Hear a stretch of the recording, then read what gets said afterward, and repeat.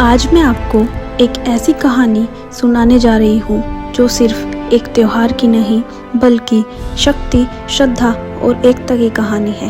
कहानी गणेश चतुर्थी की।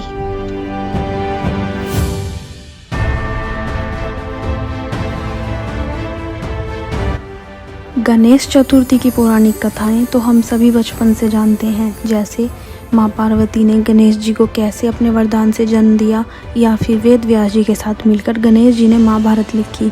लेकिन आज मैं आपको एक ऐसी सच्चाई बताने वाली हूँ जो शायद ही आपने स्कूल की किताबों में डिटेल में ना पढ़ी हो। ये कहानी है हमारी आज़ादी की लड़ाई और गणेश चतुर्थी के बीच गहरे संबंध की। गणपति बप्पा मोरया। चीज़ें शुरू होती है 1890 में। 1858 के बाद ईस्ट इंडिया कंपनी शासन से हट गई थी। 1890 में ब्रिटिश राज था। इस दौरान अंग्रेज़ों ने बड़े बड़े पब्लिक गैदरिंग्स पर रोक लगा दी थी और इसके लिए उन्होंने अलग अलग कानून बनाए, जैसे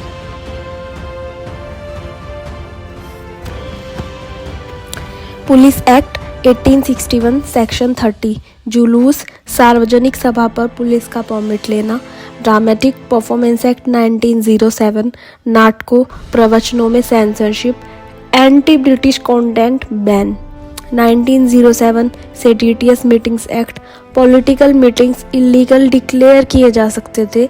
ब्रिटिश राज का मकसद था इंडियंस को एक जगह इकट्ठा होने से रोकना, पर धार्मिक सभाओं को सीधा रोकना आसान नहीं था और यहीं से लीगल कवर निकला। पब्लिक गणेश उत्सव की पहली चिंगारी पुणे में लगी। श्रीमंत भाऊ साहिब रंगारी ने 1892 में पहला सार्वजनिक गणपति स्थापित किया, एक कम्युनिटी ऑन सेलिब्रेशन जहां सब आ सके। अगले ही साल 1893 में बाल गंगाधर तिलक ने इसे बड़े पैमाने पर पॉपुलराइज किया। केसरीवाड़ा से शुरुआत और फिर पूरे शहर में मंडल्स। तिलक ने समझा कि डायरेक्ट पॉलिटिकल रैली पर ब्रिटिश रोक लगा देंगे, लेकिन त्यौहार धार्मिक उत्सव पर रोक लगाना आसान नहीं। इसलिए गणेश उत्सव को उन्होंने पब्लिक प्लेटफॉर्म बनाया, जहां आरतियों के बीच व्याख्यान, काव्य पाठ, नाटक, अखाड़ा के प्रदर्शन और देशभक्ति गीत होते। यहीं से लोगों को स्वराज, स्वदेशी और नेशनल यूनिटी का संकल्प दिया गया। तिलक का एम था कास्ट बैरियर्स तोड़ना। Ganesha is the God for everybody. Mandals ने ब्राह्मण नॉन ब्राह्मण डिवाइड के ऊपर कम्युनिटी आइडेंटिटी क्रिएट करने की कोशिश की। ब्रिटिश को सबसे बड़ा चैलेंज था पब्लिक स्पेस पर इंडियन आइडेंटिटी का कब्जा। गणेश उत्सव ने गलियों, चौक और मैदानों को कम्युनिटी स्पेस बना दिया, जहां पॉलिटिकल थॉट और कल्चरल प्राइड साथ साथ चलती थी।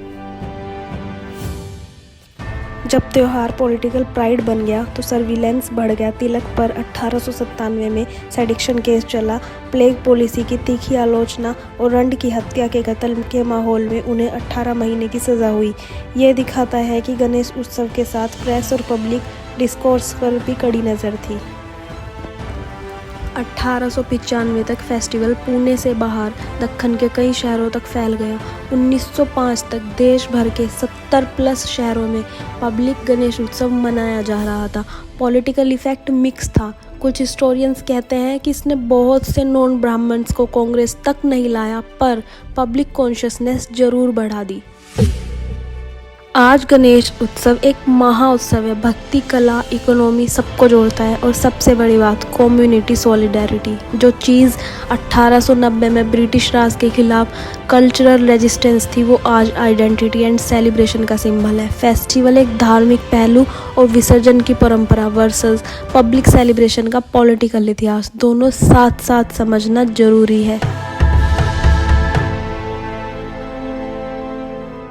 तो गणेश चतुर्थी वर्सेस ब्रिटिश राज की कहानी यहीं ख़त्म नहीं होती। हर साल जब ढोल ताशा बजता है, याद रखिए कि कभी यही ताल आज़ादी के सुर भी थे।